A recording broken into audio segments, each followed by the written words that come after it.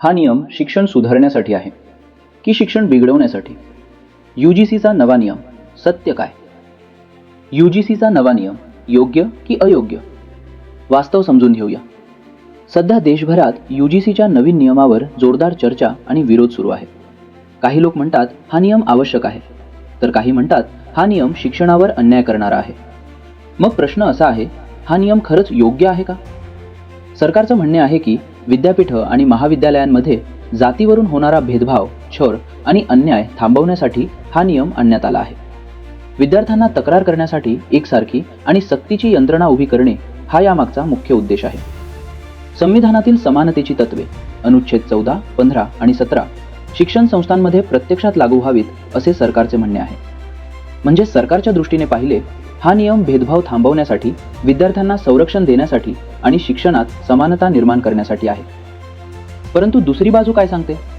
अनेक विद्यापीठं, शिक्षक संघटना आणि विद्यार्थी संघटनांचे म्हणणे आहे की हा नियम शिक्षण संस्थांच्या स्वायत्ततेवर गदा आणतो. केंद्र सरकारचा हस्तक्षेप वाढेल आणि स्थानिक पातळीवर निर्णय घेण्याचे अधिकार कमी होतील अशी भीती व्यक्त केली जात आहे. तसेच या नियमाचा गैरवापर होण्याची शक्यता देखील काही जण व्यक्त करत आहेत. खोटी तक्रार करून शिक्षक किंवा संस्थांवर दबाव आणला जाऊ शकतो. वैयक्तिक वादांना भेदभाव असे नाव दिले जाऊ शकते आणि त्यामुळे शिक्षणाचे वातावरण बिघडण्याची शक्यता नाकारता येत नाही. ओपन आणि डिस्टन्स शिक्षण घेणाऱ्या विद्यार्थ्यांच्या बाबतीतही गोंधळ निर्माण झाला आहे.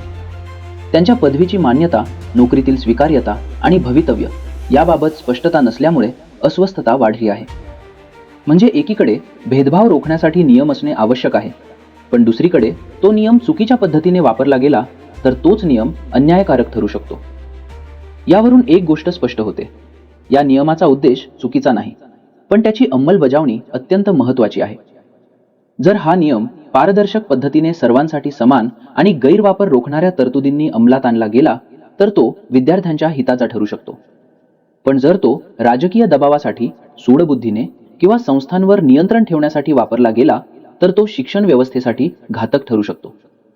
म्हणून निष्कर्ष असा की हा नियम पूर्णपणे योग्य आहे असंही नाही आणि पूर्णपणे चुकीचा आहे असंही नाही. उद्देश योग्य आहे, गरज खरी आहे, पण स्पष्ट नियम, संरक्षणात्मक तरतुदी आणि योग्य अंमलबजावणीशिवाय हा नियम धोकादायक ठरू शकतो. शेवटी प्रश्न हा आहे की आपण नियमाचा उपयोग सुधारणेसाठी करतो का की दबावासाठी करतो? कारण नियम चांगला की वाईट हे तो कसा वापरला जातो यावरच ठरतं.